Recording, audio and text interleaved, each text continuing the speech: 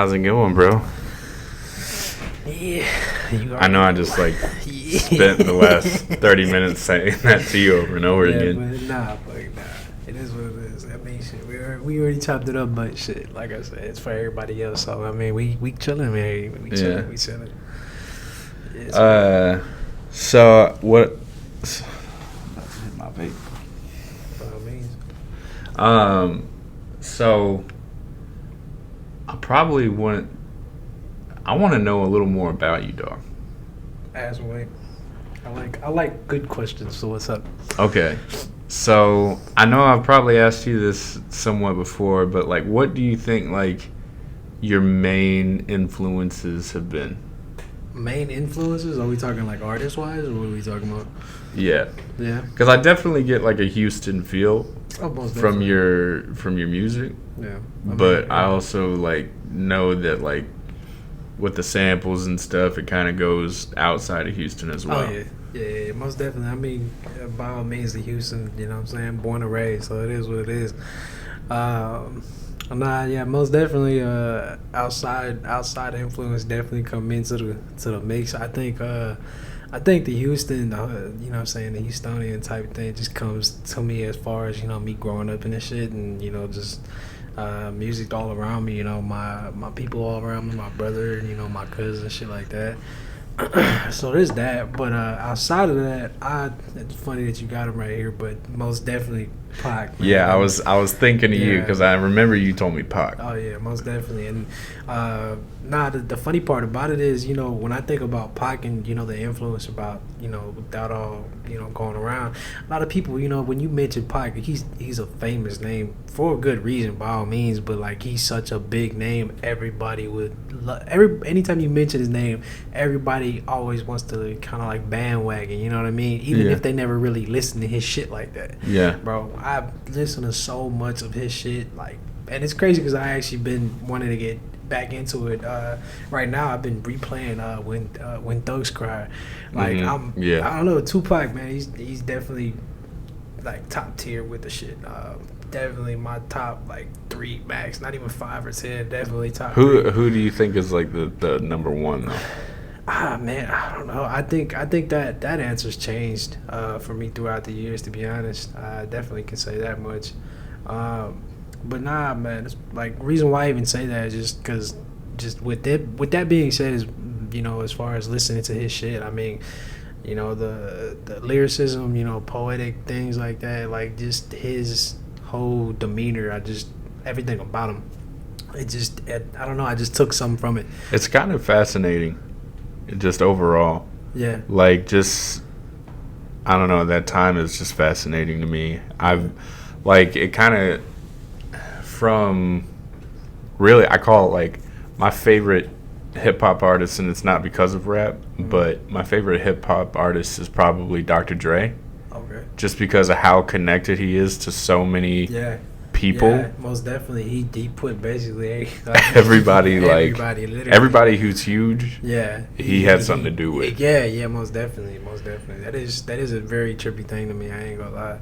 So his Pac's, when he came to Death Row and he had Dre producing him, I was I wasn't alive, but I mean the news of it when it finally came. Just looking at the history of it, it's wow, he really brought Pac to the surface. Yeah. His essence is very prevalent there. Yeah, most definitely. But something because I study, artists, we study people. It's not just listening for just for listen's sake. Yeah, most definitely. So with Pac, I think with my hip hop, it's the thing that I've learned from him is he'd always in the bar with something very he knew what to put for the punch. Yeah. Yeah. It was he knew when to say something to make you feel it. So I think that's what I've probably taken away the most from him. Yeah. Is putting emphasis on those things and putting it in the right place to where the beat hits just right to where you get that point across. Yeah. and that's where you hit them with something really cool. Yeah, you know. I know exactly what you're talking about. I definitely feel that because I ain't gonna say I'm the best at it, but I most definitely do try to do that shit. Like even as far as like to the day, like whenever I, write my shit and trying to go bar for bar or whatever the case may be. Always at the end of each verse, I always try to have that last one or two bars just kind of hit different. Yeah. And sometimes it comes natural. Sometimes I kind of have to feel. You kind of force it a little bit. Yeah, I feel like I force it a little bit. I'm not gonna lie, but that definitely. It's funny that you say. I never even thought about it like that. But you're definitely right. Yeah. Yeah. When you write, what's your process? My process. Yeah. Oh, shit. I don't know. How do I say? I gotta admit, sometimes I'm kind of all over the place. It depends which.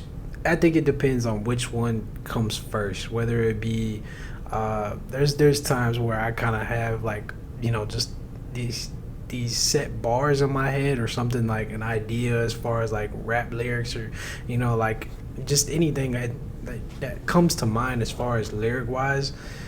There's times I start there and I literally have no beat, no flow, no nothing to it, and just kind of jot down, ideas or like little rhymes here and there throughout the ideas. Like I can literally pull out and show you in my notes, like it'll be like a paragraph of just thoughts or like things that I'm like talking about with somebody else or whatever the case may be.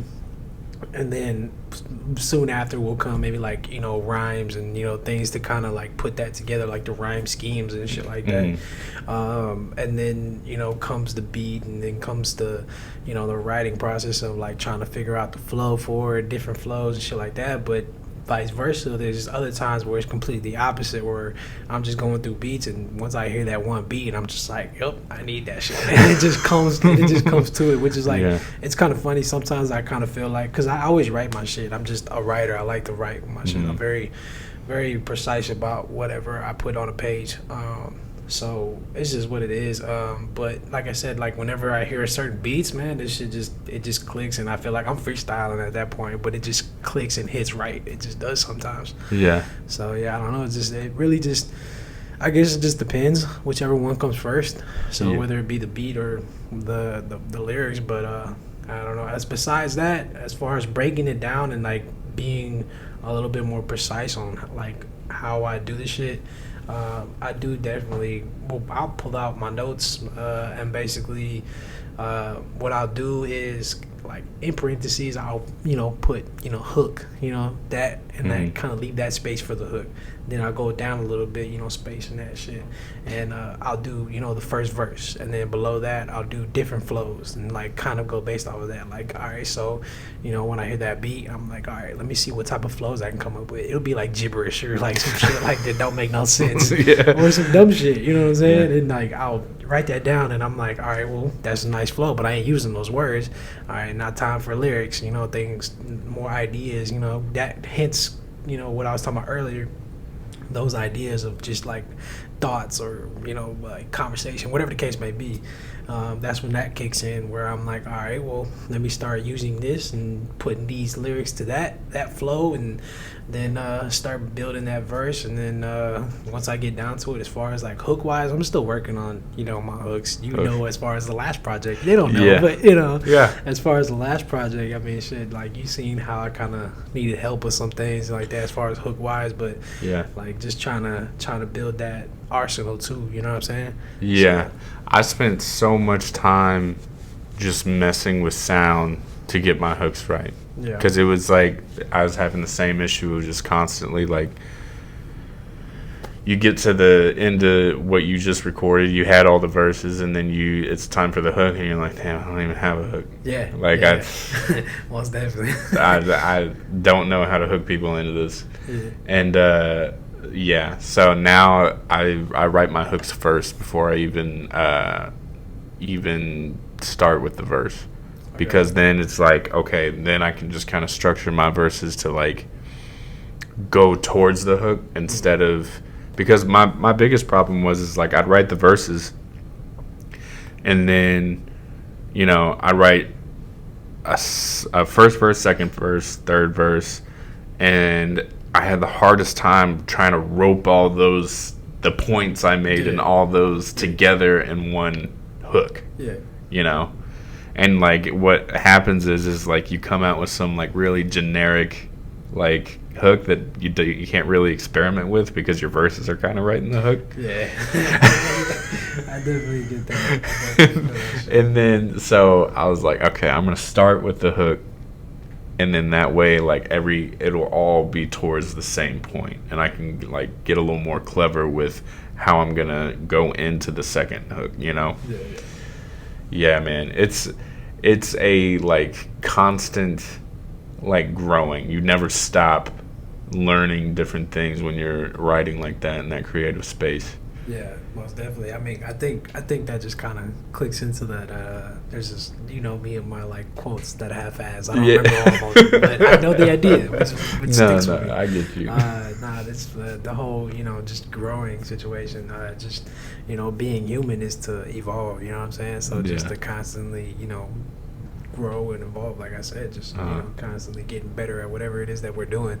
So I definitely, as artists, I mean, shit, there's no other aspect greater than that. Just the fact that we just keep getting better at what we do, because I mean, we constantly do this shit. So, yeah, most definitely. What's up? What? What's up? Yeah, you have like a No, I had a thought, but it left me. How do you think, like, there's a lot of people who have an opinion about, like, how the times have changed. Oh, yeah, for sure. Where do you sit in that?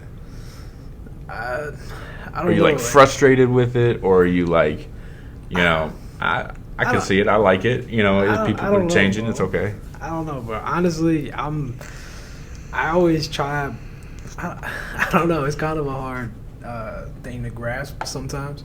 Just in a general sense, I always try to look at everything from both sides of shit, no matter what. Whatever the case might be. I mean, there's always good and bad to everything, literally. So I don't know, as far as like how times have changed. I mean, there's good to it and there's bad to it, of course. But I mean, like if we're talking music wise, I gotta admit, I've always been an old soul. I know. I know. I see that in you. Yeah. Like the thing is, it makes me laugh because my boy Ant, shout out. What's it called? With him, he was always the opposite. Because we started the music thing together, and it was like a duo thing, and it was so funny because we were so opposite of each other when it comes to like the types of shit that we would write and our flows and things like that, and like that was just kind of the aspect of me being that old soul and him having that new style to him, and I think we definitely learn from each other with that type of shit. But I think he definitely helped me kind of like break that barrier as far as like trying to incorporate the new shit. But as you can tell, like I said, it just keeps changing. You mean for it or like away from it? I more for it, because I'm not gonna lie. At first, when I say I was that old soul, I was like that old head was like, man, fuck all this new shit. Like, what am I listening to? Like all this like mumble rap, like all that mumble rap, bro. Whenever that came out, that was like the beginning of me hating music at some point, and that was like a game changer for me, because I love music all the way around. But like when I say I'm an old soul, like I'm not even talking about just old hip hop. I'm talking about like oldies, bro. I'm talking about like like the 50s and shit like me that. too. I'm talking about like the Temptations, bro. I love shit like that. You know what I mean? Like I love music all the way around, like all types of genres. Doesn't matter what it is, but definitely when it comes to the hip hop scene and that whole shit, it was definitely a game changer for me. So I don't know. It was difficult for me to cope with it. Very, very difficult.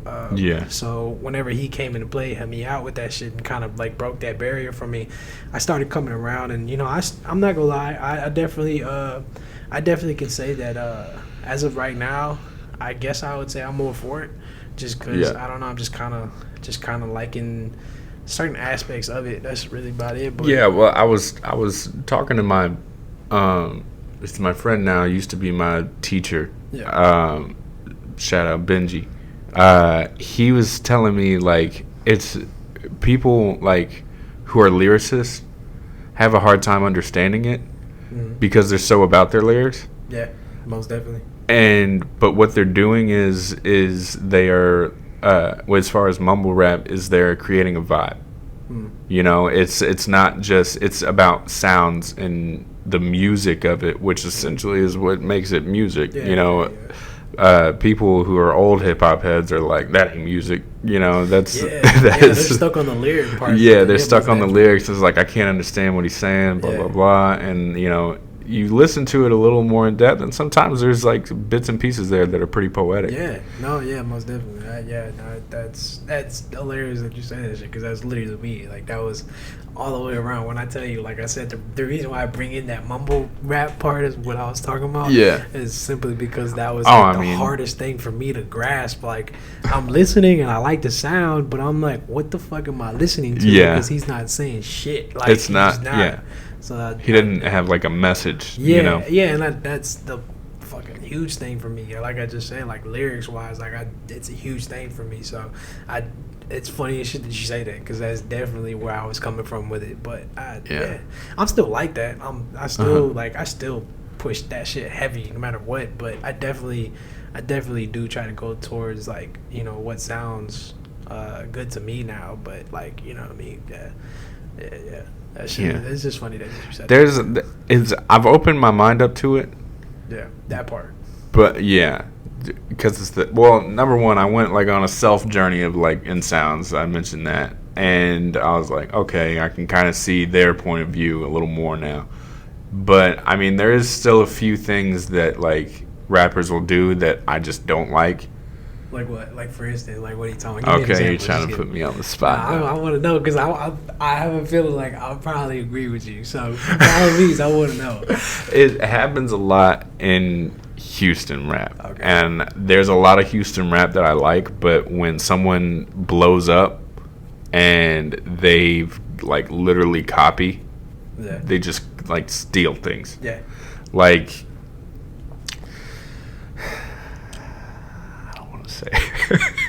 I don't want to.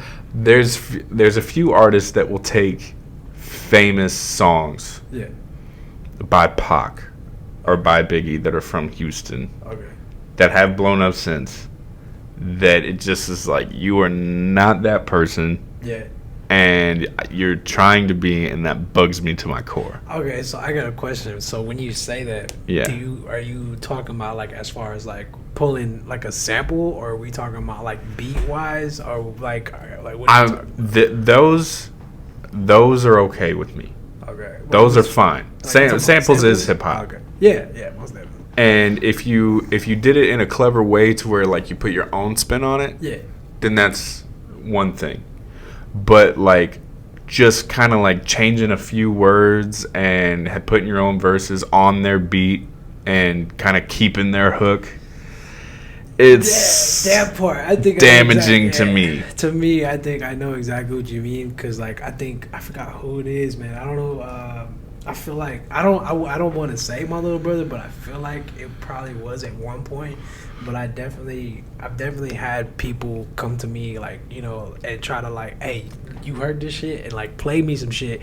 And first off, it'll be like one of his beats, and like it'll be playing. I'm like, oh man, I'm in my head like, what are you talking about? Have I heard this? Then I hear somebody else's voice. I'm like, yo, why the fuck am I hearing this shit? Like, this is not, like, I hate that shit, because I know exactly what you're talking about. Like, I don't know, like, you're ruining a classic. Like it feels like plagiarism. Real shit. Yeah. I mean, most definitely. I think I definitely agree. Like, as far as like, you know, sampling that shit, do your own shit. Yeah. Like, do your own version of it. Like, there's this there's this record that Pac did, and he it was called Shorty Wanna Be a Thug.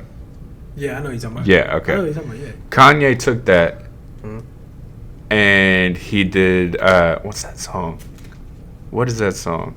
Ride Slow, homie. But I'm not gonna lie, I like that song. No. I love that song. Yeah. Okay, he made it something else. Yeah. And it was like, he's a, you know. You talking about doing with Paul Wall too? Yeah. I love that. And it drives slow, and Paul Wall's on it, and that's Houston culture is the ride. So like that's awesome. That's paying homage. Yeah, most definitely. Exactly. But when you like carbon copy someone and then you have little kids running up to you like, look at this new song by Lottie Dottie. And you're like, this is not a new song. This has been done before. Yeah, most definitely. She just put her name on it and came out with it, or he. Yeah. Nah, I feel like, man, I'm trying to think of somebody who did that shit. I think, oh, man, who was it, bro? Because, like, I think it's also different. With that being said, I think it's also different. Like when somebody takes the beat and does like a freestyle, like that's also different. Like it's that's like mixtape stuff. Yeah, like that's I feel like it's also different. But if you're literally like it's the full record basically, you're just like I'm like I feel like I don't know. I feel like I definitely heard some shit that I'm like trying to think of, but I can't even think. It's just literally just not popping in my head. I'm trying to be cordial on this podcast, so I'm just trying not to say any names. I got a list of names, but I'm struggling not saying them. I don't give a fuck. So it is what it is. You already know what I'm on. But I mean, anyone who listens to my music, they probably know who I'm talking about because I've already like put it out there. You be calling names. I don't. That's the thing about it is I don't believe in like sneak dissing. I don't. If I'm gonna say like I'm gonna say your name. Yeah, by all means. Yeah, I just don't believe in it. I think that's not the spirit of hip hop.